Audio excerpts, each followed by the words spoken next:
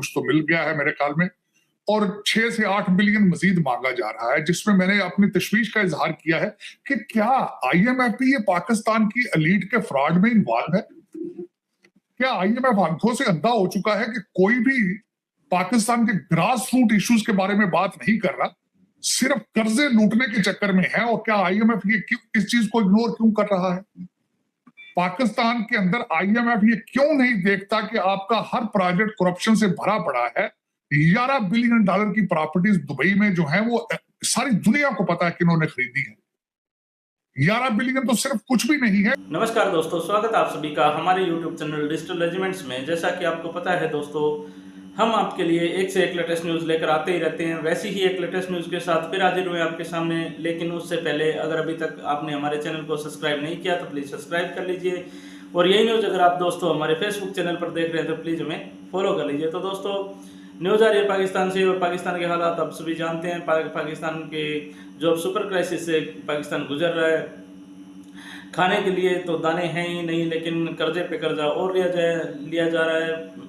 और जो नई सरकार है बिल्कुल फेल हो ही चुकी है, तो पाकिस्तान बिल्कुल दिवालिया होने ही वाला है।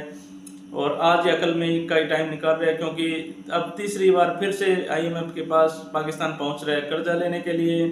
चूँकि सरकार बनते ही 2 बार तो ले लिया गया था, एक तो लास्ट वीक ले लिया गया, वो पहुंचा ही नहीं, कि उससे पहले फिर से एक कर्जे के लिए फिर से तैयारियां शुरू हो गई है पाकिस्तान में। तो इसी से रिलेटेड और बहुत ज़बरदस्त न्यूज़ है दोस्तों, आप हमारे साथ अंत तक जुड़े रहिएगा। और चलिए न्यूज़ को करते हैं सारी चीजें। और खास तौर पे हमेशा जो आप मेंशन करते हैं एजुकेशन को लेकर भी, यहाँ पर कहा जा रहा है कि जी एजुकेशनल इमरजेंसी लगाई जाएगी 4 साल के लिए पाकिस्तान में। शहबाज शरीफ साहब की गवर्नमेंट ये कह रही है, अब पता नहीं करते हैं या नहीं। वैसे तो जैसे आप भी कह रहे थे कि इनका सारा ध्यान तो इस वक्त लोन की तरफ है कि आईएमएफ से मिल जाए या कहीं से मिल जाए। साथ साथ जो है वो जर्मनी में भी बताया जा रहा है कि जो इंडियन स्टूडेंट्स हैं वो तकरीबन 45,000 के करीब पहुंच जाएंगे। और बहुत तेजी के साथ हम देख रहे हैं कि भारत जो है वो एजुकेशन पे काम कर रहा है। इसहाक डार साहब को जो है वो डिप्यूटी प्राइम मिनिस्टर बना दिया है। तो ये सब चीजें यहाँ चल रही है, कैसे देखते हैं आप इनको? आरजू, सबसे पहले तो मैं कुछ दिन मेरी गैर हाजिरी रही आप देखने वालों से। एक तो मैं, आपको पता है, पॉलिटिकल वर्कर हूं मैं, साथ हमारे इलेक्शन अपने जो है वो भी जोरों पर है, तो मैंने उसमें भी कुछ टाइम देना होता है। मैं माजरत के साथ कि मैं उसमें ट्रैवल कर रहा था अपनी कैंपेन, ट्रम्प साहब की कैंपेन के हवाले से। दूसरा, पाकिस्तान से कई जोक जो है नए सुने जा रहे हैं। एक जो एजुकेशन इमरजेंसी है, एक जोक से ज्यादा नहीं है। उसकी वजह यह है कि पैसा खाने को नहीं है कुछ भी, तो एजुकेशन किससे देंगे? देखिए, हवा से तो एजुकेशन नहीं आती ना। स्कूल बनाने से टीचर आएंगे, और जो पॉलिसी बनाने वाले हैं आपके, वो उनके बच्चे तो सब लंदन पढ़ रहे हैं, टोरंटो में पढ़ रहे हैं, रिहायशें हैं उनकी। उनको क्या जरूरत पड़ी है गरीब के बच्चे को पढ़ाने की? हाँ, दुश्मन के बच्चे को पढ़ा लेंगे, ये वो गाने तो बनाए इन्होंने। गरीब का बच्चा नहीं पढ़ेगा पाकिस्तान में, क्योंकि उसको तो खाने के लिए कुछ नहीं मिल रहा। तो घास खाएगा तो वो पढ़ेगा किस तरह? दूसरा, इस वक्त टोटल मैंने बल्कि आज एक ट्वीट भी किया है आईएमएफ की खबर के साथ कि आपको 1 बिलियन कुछ तो मिल गया है मेरे ख्याल में, और 6 से 8 बिलियन मजीद मांगा जा रहा है, जिसमें मैंने अपनी तशवीश का इजहार किया है कि क्या आईएमएफ भी ये पाकिस्तान की एलीट के फ्रॉड में इन्वॉल्व है? क्या आईएमएफ आंखों से अंधा हो चुका है कि कोई भी पाकिस्तान के ग्रास रूट इश्यूज के बारे में बात नहीं कर रहा, सिर्फ कर्जे लूटने के चक्कर में है? और क्या आईएमएफ ये इस चीज को इग्नोर क्यों कर रहा है? पाकिस्तान के अंदर आईएमएफ ये क्यों नहीं देखता कि आपका हर प्रोजेक्ट करप्शन से भरा पड़ा है? 11 बिलियन डॉलर की प्रॉपर्टीज दुबई में जो है वो सारी दुनिया को पता है कि इन्होंने खरीदी है। 11 बिलियन तो सिर्फ कुछ भी नहीं है। जो लंदन आधा खरीद लिया इन्होंने, टोरंटो आधा खरीद लिया। आईएमएफ आंखों से अंधा है कि एक ऐसे कंट्री को मुसलसल पैसे दे रहा है जो पैसे पाकिस्तान पहुंचते ही नहीं है।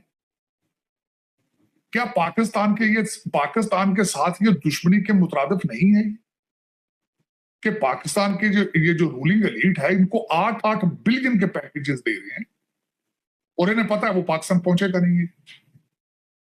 बल्कि मेरे जैसे बंदे यहाँ पे परेशान हैं, जिनकी खून पसीने की कमाई ये दे रहे हैं।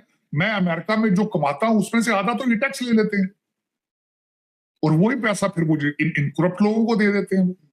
और फिर वो पैसा, इनके तो मजे निकले हुए हैं कि वो पैसा पाकिस्तान जाता नहीं है, आपके गुर्दों पे साइन पहले कर, आप ये साइन करके दे जाते हैं।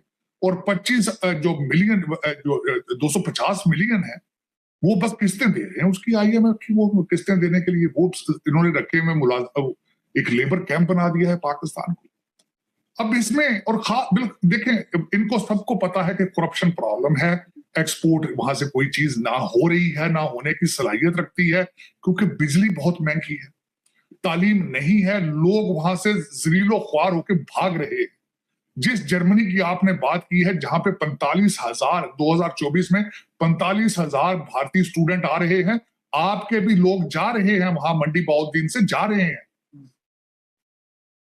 लेकिन पैदल चल के जा रहे हैं, डंकियों पे जा रहे हैं, आधे रास्ते में टर्की के डूब जाते हैं समुद्रों, और मैट्रिक भी तालीम नहीं है। फिर हमारे आर्मी चीफ आते हैं, हमारे वजीर आजम यहाँ आके जलसों में कह देते हैं कि ये डायस्पोरा है, ये डायस्पोरे को अमेरिका, ये कहते हैं आप सब हमारे पाकिस्तान के एम्बेसडर हैं, ये नहीं पता ये सारे किश्तियों में आए हैं बैठ। लेकिन इसमें आरजू दर हकीकत मेरे जख्म जो है वो मेरे जख्म 76 साल पुराने हैं। मैं मुसलसल जब भी पाकिस्तान की हिस्ट्री के बारे में पढ़ता हूं 1947 में जिस तरीके से वहां से इन्होंने शुरू किया, अब बल्कि मुझे अभी मैं हिस्ट्री की एक बुक पढ़ रहा था जिसके अंदर मुझे पता चला कायदे आजम हमारे फाउंडर ने अमेरिका से 2 बिलियन कर्जा मांगने का, 2 बिलियन की ग्रांट मांगने के लिए लेटर लिखा था। एक्सक्यूज ये था कि भारत ने हमारे फंड्स जो है वो जब्त कर लिए, रख लिए, और ज्यादातर इंडस्ट्री भारत के हिस्से में चली गई। फिर भारत एक इतना बड़ा कंट्री है, हमारे पास फौज छोटी है, हमें डर है, खतरा है भारत से, हमें $2 बिलियन दिया जाए, अमेरिका ने नहीं दिया। फिर किस तरीके से इन्होंने पेशावर के अड्डे दिए, इन्होंने अयूब खान साहब आए, इन्होंने यहां, बल्कि अमेरिका, इनकी स्टेटमेंट थी कि Pakistan army is an American army. फिर इस्लाम को यूज किया उस वक्त भी कि हम तो भाई सोशलिस्ट उनके साथ नहीं चल सकते, हम तो जमहूरियत के साथ चलेंगे, क्योंकि सोशलिज्म के अंदर जो है वो इस्लामिक वैल्यूज नहीं। तो फिर ये जख्म, ये आपके हालात आज नहीं है। नवाज शरीफ साहब तो एक, शहबाज शरीफ साहब तो एक चेहरे बदले हैं, बाकी कुछ भी नहीं है। सिकंदर मिर्जा, अयूब खान देखें, फिर जिस तरीके से लवी डबी होते रहे, फिर बिल्कुल ही पाकिस्तान डिपेंडिंग हो, आज भी डिपेंडेंट है अमेरिकन एड पे। आपकी आर्मी जो है, डिफेंस टोटल जो है वो, क्योंकि हर टैंक, हर F-16, हर वहां पे बेल्ट तक तो बना नहीं सकते हैं भाई, वो तो F-16 को पंक्चर लगाने की सलाहियत भी नहीं रखते, वो भी यहां से जाती हैं चीजें, तो वो चल रहा है सारा कुछ। लेकिन फिर उसमें आरजू, जब कौमें आगे बढ़ने की बजाय वहां से भाग रही हों, उसमें इस वक्त पाकिस्तान के अंदर जो लोग हैं, जरा उनकी मैं डिफाइन करना चाहूंगा। कुछ तो जो वीजा की एप्लीकेशन भरने की सलाहियत रखते हैं, वो तो वीजा लेके भाग रहे हैं। जो एप्लीकेशन नहीं पढ़ रहे, वो पैदल भाग रहे हैं, जो लिख नहीं सकते अपना।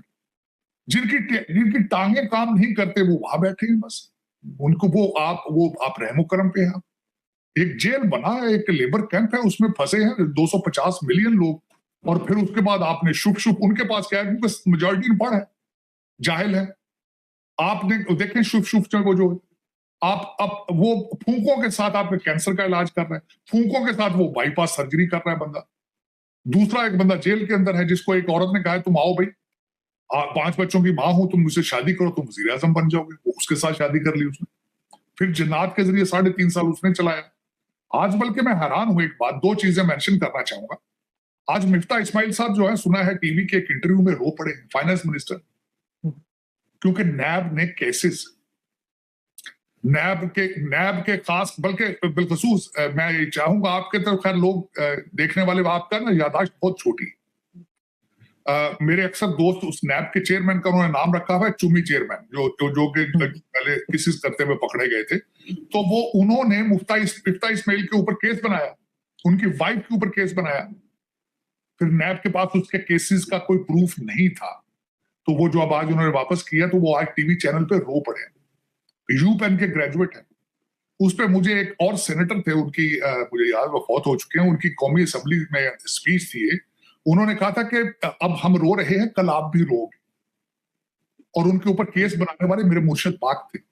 मिफ्ता इस्माइल के पास चुमी चेयरमैन जो था, ऑपरेट होता था इमरान खान के रिमोट कंट्रोल से। आज ये कहते हैं हमारे साथ ज्यादतियां हो रही हैं, इन्होंने खुद अपने दौर में क्या क्या नहीं किया, लेकिन हर दौर में होता है। आज 76 साल से हो रहा है। आज मैं आपको, जो आपने खुद बात की, इसहाक डार साहब को डेप्टी प्राइम मिनिस्टर बना दिया गया है, साथ मेरे राणा सनाउल्लाह साहब को भी बना दिया गया है, क्योंकि सुना है कि इंतशार अंदर से ही शुरू हो चुका है। इन दो लोगों की खूबसूरती क्या है? ये नवाज शरीफ ग्रुप के लोग हैं, ये मायूस थे, और जो उस मौके पर ये सारी अनाउंसमेंटें हो रही हैं, नवाज शरीफ साहब अपने दोते को साथ लेकर, सफदर जुनैद सफदर को साथ लेकर चाइना के दौरे पे गए हैं कि वो आए, और सुना अपनी पर्सनल एंटरप्राइज बढ़ा रहे हैं, वो पर्सनल कॉन्ट्रैक्ट करना चाहते हैं कौम के लिए। अगर देखा जाए तो कुछ भी लेने नहीं गए, जो बाहर एक ड्रामा किया जाए। चले करें, देखें 250 मिलियन बेवकूफ मिले हैं आपको, आप लूटे उनको, मतलब आप दिल खोल के लूटे, क्या फर्क पड़ता है? और तो आप पहले और आखिरी नहीं होंगे, ये भी बताना चाहूंगा। आप पहले और आखिरी नहीं, जो पाकिस्तान को लूट रहे हैं, पहले भी लूटते रहे हैं, अब आज भी लूटेंगे, क्या फर्क पड़ता है? हम अपनी माँ के कपड़े फाड़ने में बहुत एक्सपर्ट हो चुके हैं, 76 साल से फाड़ रहे हैं।